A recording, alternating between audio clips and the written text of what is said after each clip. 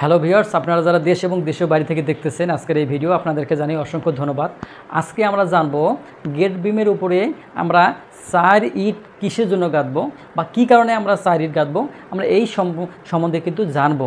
অনেকেই আমাকে কমেন্টে অথবা হোয়াটসঅ্যাপে নক করেন, বলেন যে আমরা গেট বিম কোথায় দেব এবং গেট বিম উপরে গাঁথুনি দেবো কি নিচে গাঁথুনি দেবো। তো যাই হোক, এই গাঁথুনি উপরে দেবো কি নিচে দেবো এই নিয়ে কিন্তু একটা ভিডিও আছে, আপনারা সেটা দেখবেন। কিন্তু আজকে আমরা জানবো যে কি কারণে আমরা গেট বিমের উপরে 4 লাইন গাঁথুনি দেই।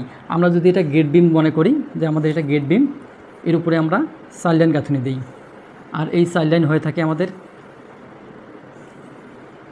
3 1 4।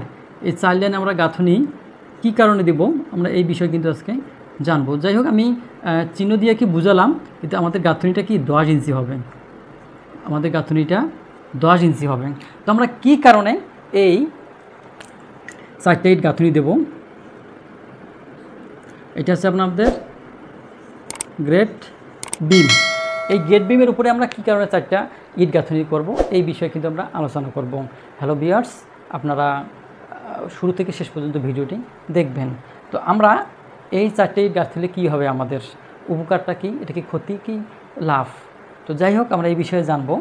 তো আমরা যখন এই 4টা লাইন গাঁথুনি করব, এই 4টা লাইনের ভিতরেই আমরা এখানে ধরে নেব যে আমাদের এটা কত আছে, এটা 12 ইঞ্চি হবে বা 1 ফিট, এবং এইটা আমরা বিভিন্ন মাপে 15 ইঞ্চি হতে পারে, অথবা 18 ইঞ্চি হতে পারে, অথবা 20 ইঞ্চি হতে পারে। তো যাই হোক না কেন, গেট বিম আপনার যতটুকু হাইট আপনার ডিজাইনে ততটুকু হবে।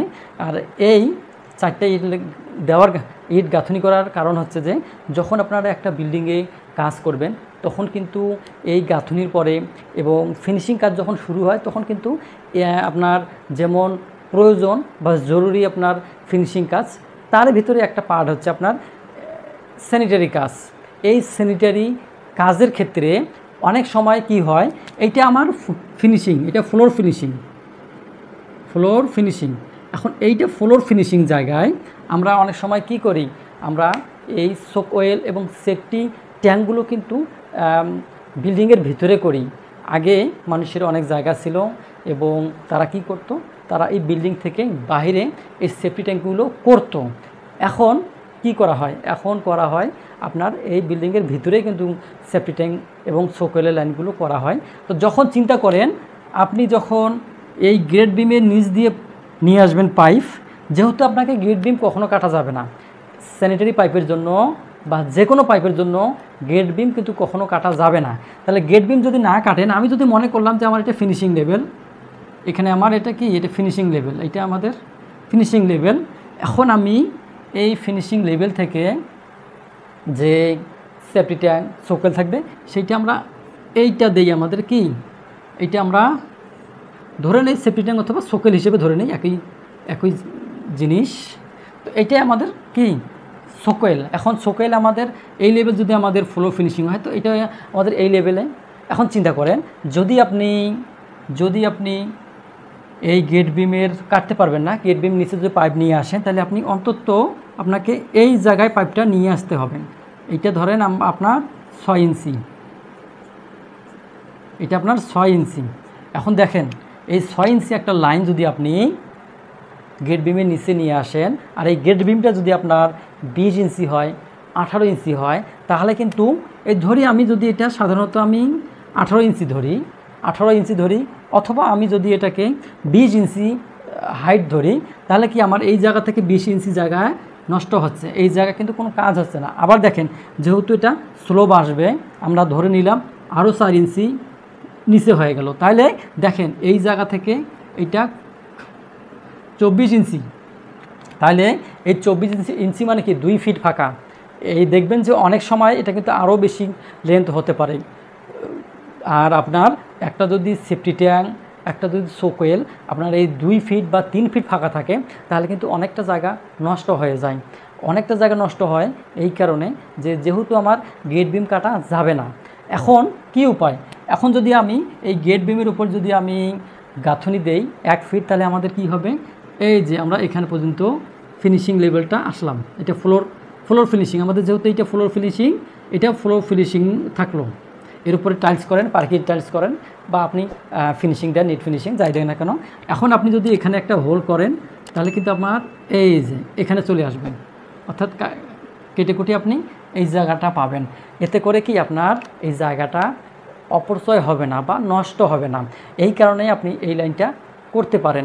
এখন অনেক সময় অনেক মিস্ত্রিরা, কিছু পণ্ডিত মিস্ত্রি আছে যারা এই কাজগুলো করে, জানে, সব কিছুই বোঝে, কিন্তু তারা অনেক সময় তাদের জেদটা খাটিয়ে থাকে। তারা কি করে, তারা হয়তো দেখবেন যে চতুর্দিকে যে গেট বিমটা সেটা ডাউন রাখে এবং মধ্যখানের যে গেট বিমটা, এই গেট বিমটা আপ রাখে, মানে একই জায়গায় গেট বিম 2 লেয়ারে হয়। এই কাজটা কিন্তু করা যাবে না।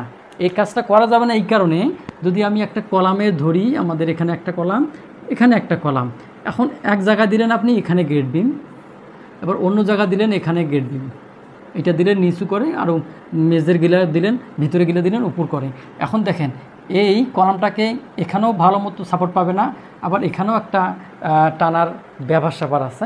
আর যদি আপনি সমান সমানে দেন, এইদিকে দেন অথবা এইদিকে দেন, তখন কি হবে, আপনার এই কলামটা স্ট্রেট থাকবে, সে কিন্তু সোজা থাকবে, সে একদিকে টানবে না, এখানে কিন্তু 2 দিকে টানবে, তাহলে ও নিজের জায়গায় অবস্থান করবে।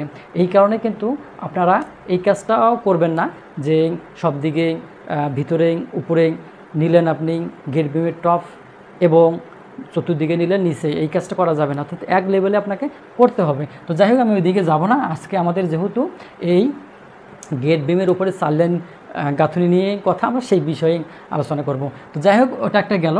আর একটা বিষয় হচ্ছে যে এই গাঁথনিটা যখন আপনারা দিবেন তখন কিন্তু গাঁথনিটা 10 ইঞ্চি দিতে হবে। আপনারা জানেন যেহেতু এখানে গেট বিমের উপরে, গেট বিমটা সচরাচর এর প্রস্থটা 10 ইঞ্চি হয়, আর যদি আপনি 5 ইঞ্চি গাঁথনিটা দেন তাহলে কিন্তু এই জায়গাটা কিন্তু অনেক প্রেশার হয়। অর্থাৎ আপনি যেহেতু এই গাঁথনিটা শুধু চতুর্দিকে দিবেন, মধ্যখানে দেওয়ার কোনো দরকার নেই, আপনারা চতুর্দিকে দিবেন, আউটসাইডে দিবেন 10 ইঞ্চি। তাহলে কি হবে, আপনার ভিতরে মাটি বা বালির যে একটা চাপ থাকবে বা কনপ্যাকশন থাকবে, এটা কারণে এটা কিন্তু ভেঙে যাবে না। আর যদি আপনারা 5 ইঞ্চি দেন তখন কিন্তু অনেক সময় এটা ভেঙে যায়, ভেঙে গিয়ে এটা নষ্ট হয়ে যায়, অনেক সময় দেখা যায়। এই কারণে আপনার 10 ইঞ্চি দিবেন। আর যদি আপনি 5 ইঞ্চি দিতে পারেন, আপনার গেট বিমের নিচে যদি আপনার মাটি কাছাকাছি হয় বা এমন দেখা যায় যে পার্শ্ববর্তী জায়গা আপনারও উঁচু, আপনার জায়গাটা নিচু, সেক্ষেত্রে 5 ইঞ্চি দিয়ে আপনি মাটিটাকে আপনার জায়গার ভিতরে রাখতে পারেন। 5 ইঞ্চি দেওয়া যাবে, এতে কোনো সমস্যা হবে না। তো যাই হোক, এই বিষয় নিয়ে যদি আপনাদের কোনো প্রশ্ন মতামত থাকে অবশ্যই জানাবেন। আজকে আমরা আলোচনা করলাম যে গেট বিমের উপর আমরা কী কারণে 4টা ইট গাঁথনি করব বা 1 ফিট গাঁথনি করব। তো আপনারা যদি বুঝে থাকেন তাহলে ভালো, আর যদি না বুঝে থাকেন তো কমেন্টে অবশ্যই জানাবেন। এর থেকে আরও ভালোভাবে বোঝানোর চেষ্টা করব। আপনারা ভালো থাকেন, সুস্থ থাকেন, সেই কামনায় আপনাদের কাছ থেকে আমি বিদায় নিলাম। আসসালামু আলাইকুম রহমতুল্লাহ।